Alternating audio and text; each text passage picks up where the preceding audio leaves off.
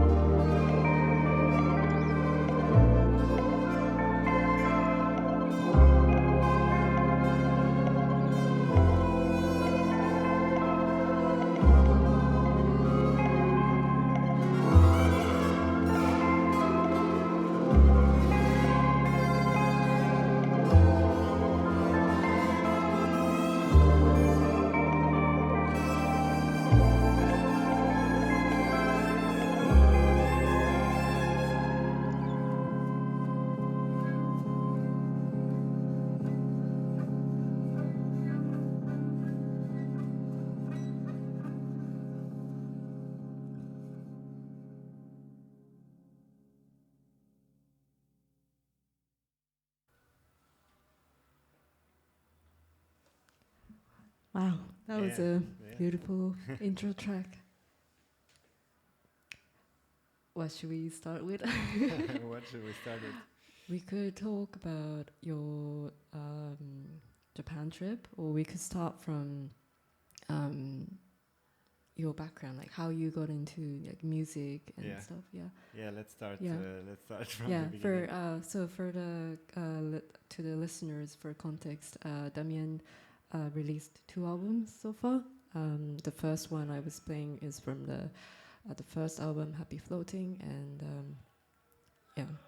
and he can also talk about the latest album he released in 2024 summer. And both albums came out from Squama Recordings. So maybe we can talk about the label later also. But maybe Damian can start with his music journey. Yeah, for sure. Yes, like Mayo said, I'm a multi-instrumentalist mainly playing wind instruments like saxophone, clarinet, and flute. And I grew up in the mountains of North Italy, so I'm very I'm not coming from a musician family, but definitely musical. So at home, a lot of music was played. My father was a disc jockey in the 80s, so he was like disco. That's how I actually met my mother. Oh, nice. Like putting on music, and so I kind of have it in me. And the first time I got in touch with saxophone was actually the neighbor of my grandma. He played like in a marching band, in a local marching band. And I remember as a kid like going to at his place and him showing me this like saxophone in the red velvet case. So that were kind of the fascination of the instrument started. And then somebody told me, we need a saxophone in the band. So I started to play the saxophone and kept on going, and then kind of it was always my dream to be a musician, so I just kept following the dream, and now I'm really lucky to be able to play my music also in Japan, so it's really crazy to be here, and such an honor to travel the country and play the music.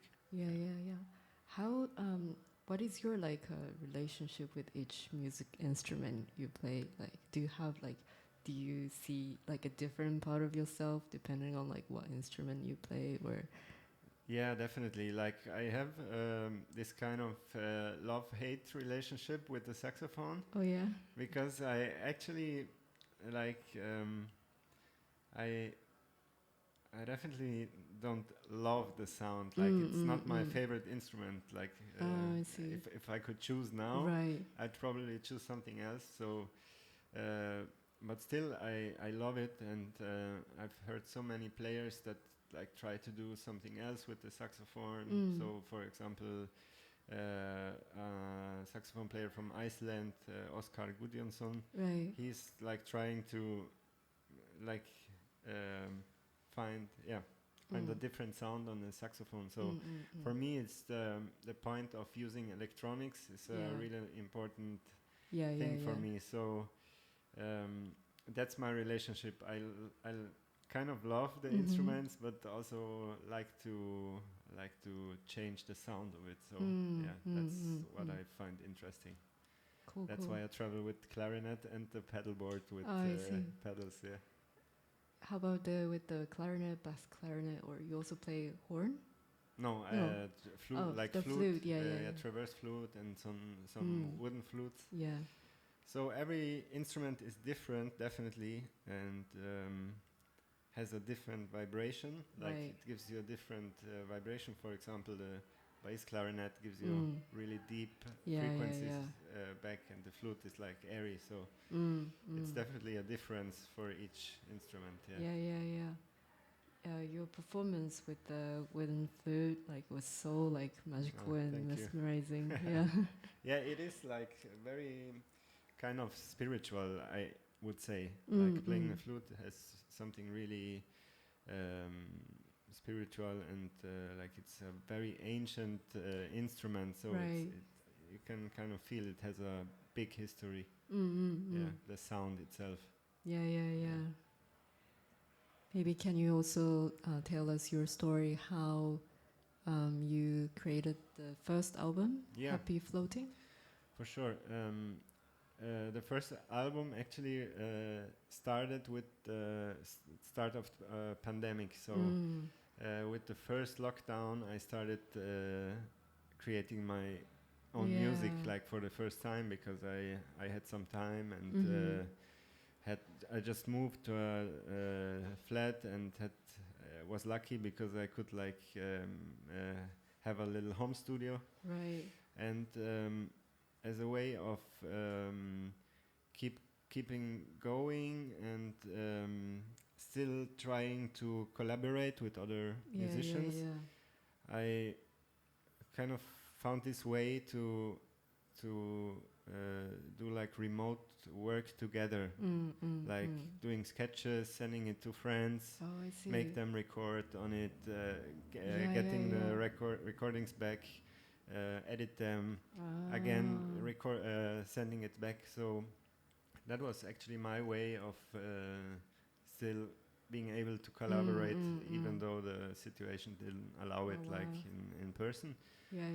And so this album was formed based on sketches, having recording of friends, editing them, and spending a lot of time in my home studio. So. I was just thinking about like how you created those tracks like during the pandemic, because you was really working with a lot of different artists. Yeah, there's like 19 musicians, so actually it's a lot of people, so it was a really beautiful way to stay in touch and still hear music of other people. And the list is long of It's exactly. really cool. Shall we listen to another track from the album? Yeah, let's go. So, shall we play one of the first album? Yeah. So it's the really first song that I started to work on, and of course we said Squama. So it was the first track I sent to Martin from Squama Records. Right. Yeah. And the first song I finished, like it was kind of my first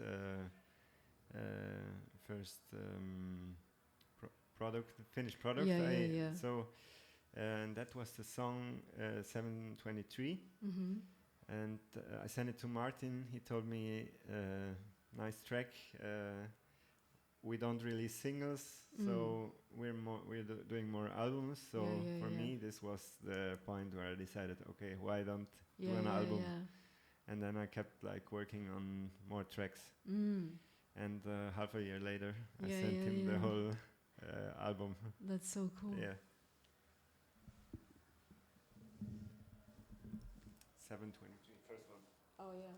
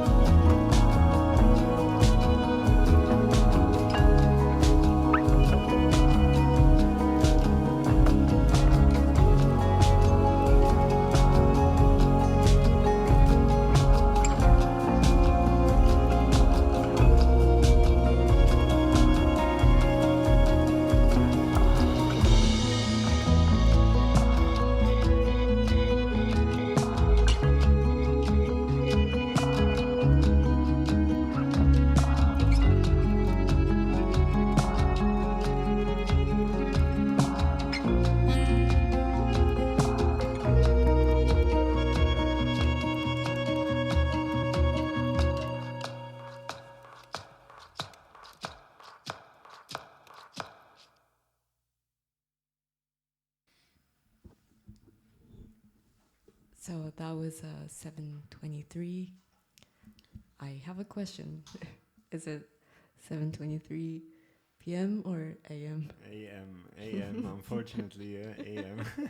I thought it would be p.m. Yeah. The reason why is because from this graphic image, you know, like it just really reminded me of like a dusk. Yeah. I mean dawn. Yeah. Dawn.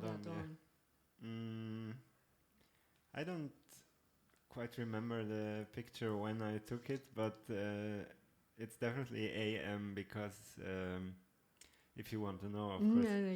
I'm curious. Like, it was really crazy because I woke up like every day, and this was also like during the pandemic. There was this kind of regularity. I think it's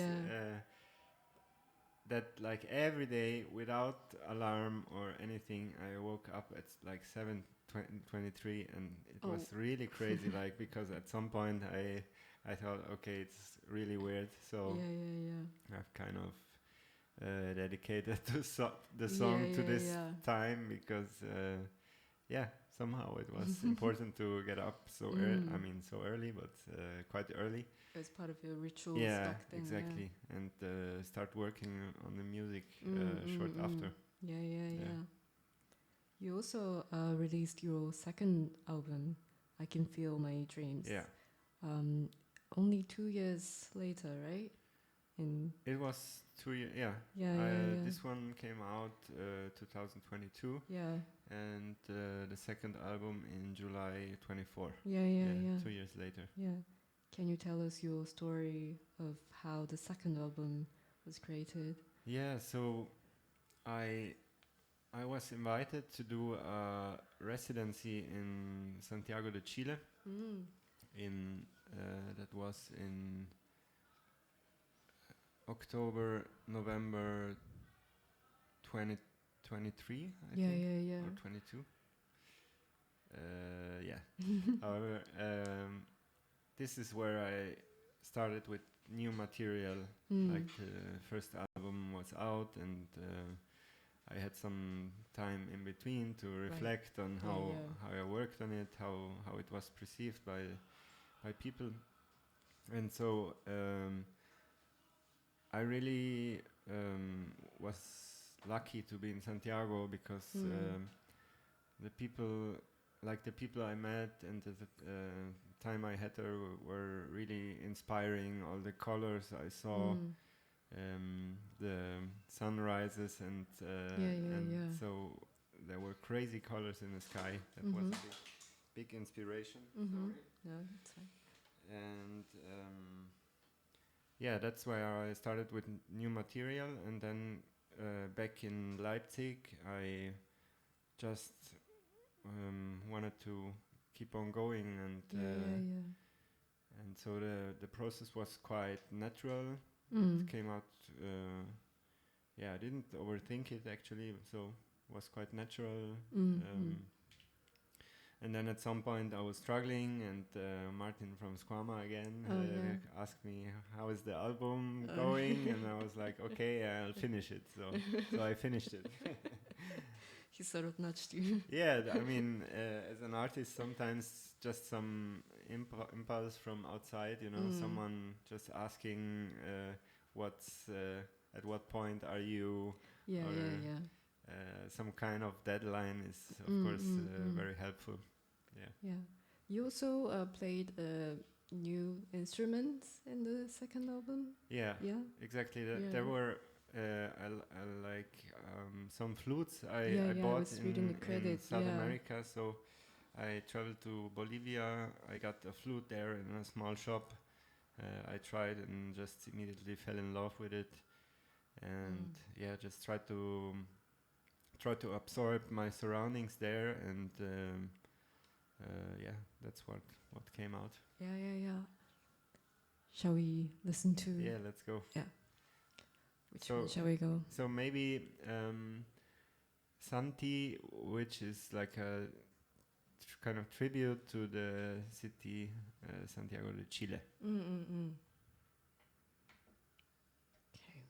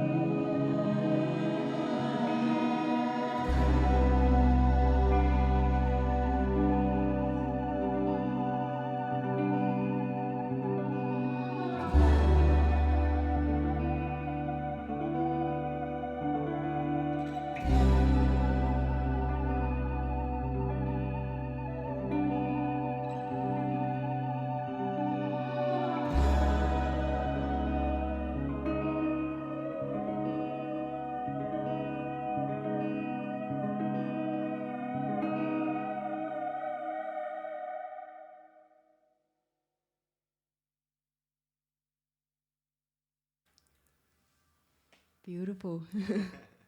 That was Santi, and I never been to Chile, but listening to this album makes me want to go visit. Can you see the blue and the different kind of oranges? Yeah. I'm seeing more of green for some reason. I don't know why. I mean, the music is open for everybody to see what they feel. So that was kind of my purpose also, creating the album, like just giving some space for oneself to travel on their own without me telling them like what to see or what to feel, you know. So it's more like of a tool to reflect. And that's amazing. How did you name each album? I mean, this one, I Can Feel My Dreams, and the previous one is Happy Floating. So do you remember? Yeah, I think with Happy Floating, I like kind of wanted to create a soundtrack actually for myself to feel comfortable, you know, to be like to be in this state of happy floating. Kind of when listening to it. So I try to imagine what a listener could feel like when listening to the music. So that's kind of how I felt. So I named it after it. And with I Can Feel My Dreams, there were like different things I thought about for the title. I mean, it's still very open. Actually doesn't mean anything because it's of course you can feel the dreams, but there was at least one meaning of the title track was I was in a pretty like I had some health problems for a while, so I was in a high fever state for some days, so and that's where I had like fever dreams, and there like I really could feel those dreams, so I could physically feel them, so that's one part of the title. That's interesting. And another one is let's leave that open.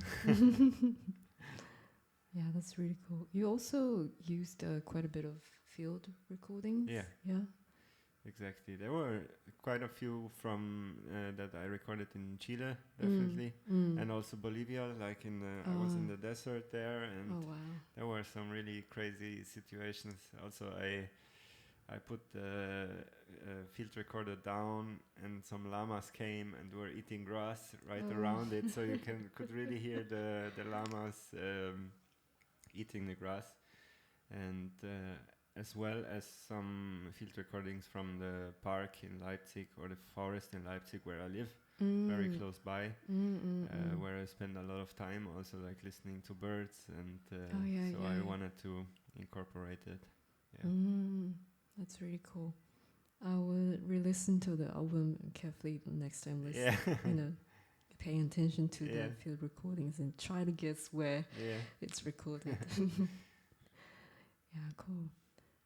Shall we listen to another track? Yeah, you choose one.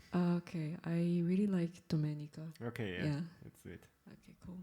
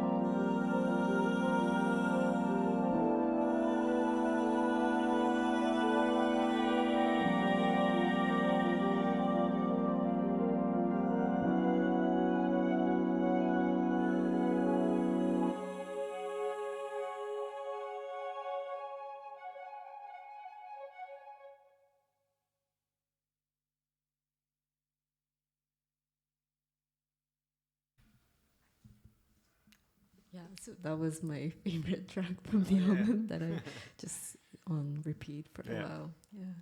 Domenica means Sunday in Italian, Mm-hmm. of course. Yeah. Did you have specific like reference to the? Yeah, I actually was in Bolzano when the first idea for this came up. So there is a jazz festival in Bolzano where I was invited, and I was like in the hotel room. I heard a lot of music all day, so I kind of wanted to process the whole thing. So this that initial synth, this Right. it was actually like a saxophone recording processed through some kind of Really?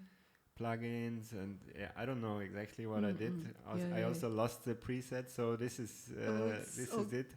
Special. Yeah, it's very special. So yeah. Oh, wow. This is where, and so it was a Sunday in Bolzano. So yeah. Oh, this is so nice, and it's really cool that we're listening to the very like a magical sound that you just processed and created on your own. Wow. Shall we talk about the Japan trip? Yeah. So you said the word like magical. It's actually really magical to be here. Like I feel very happy and privileged to be here, to be around and experiencing so much nice music all around me. So yeah, it's really nice to be here. Yeah, you also play with quite a few local artists here, right? Like improvised sessions. How was it like? That was actually the best part of the whole touring. Like I enjoyed bringing my music here, but I feel like collaboration for me is the like the best part of doing music. So there were really like some special moments. I remember in Kurashiki, you've been there as well. That was really, really special to me. And there I played like a session with Betts, Japanese guitarist. And also at Space Orbit, I had a short session with Toshvik, which is also an amazing ambient artist, like so inspiring. And as well as at Polaris venue in Tokyo with Chihei and Riki. Yeah, we had a beautiful session as well. So this was, I will take that home with a really nice memory. Yes. And I also bought a lot of records here. Which Damian is going to share with us later. It's going to be really exciting. Yeah. How's it? Was it? So you've been to Japan once before, right? So this is the second time. Yeah, this is the second time. Your impression, or like your expectation on this trip, like did it change after spending a couple of weeks here? Yes, for sure. Like I actually changed my life set. Like after the first show here, I was performing with other artists, and I heard them, and I just heard some Japanese ambient on the trip, and it was so inspiring. I wanted to change it, so I tried to change it actually every time I played here. So. My expectations were like I'm blown away by the whole scene, by the whole music and nature. So it definitely exceeded my expectations. Definitely. I'm also really happy that you took part in my party, Glowing Waves. Like it was very intimate. It was experience with all the audience and community feel. Yeah, I learned. I definitely learned a lot. So thanks for for connecting me, and for inviting me here. And thank you. Cool. I wish we could talk more. We could probably talk for ages. We're gonna talk more on off micro. Yeah, maybe. But yeah, we also would like to listen to Damian's set. You know what inspired him and what kind of music he discovered on this trip. So maybe let's proceed to DJ set by Damian Della Torre. Thank you everybody for tuning in, and thank you Room 303 Radio for having us, and thank you, and stay tuned.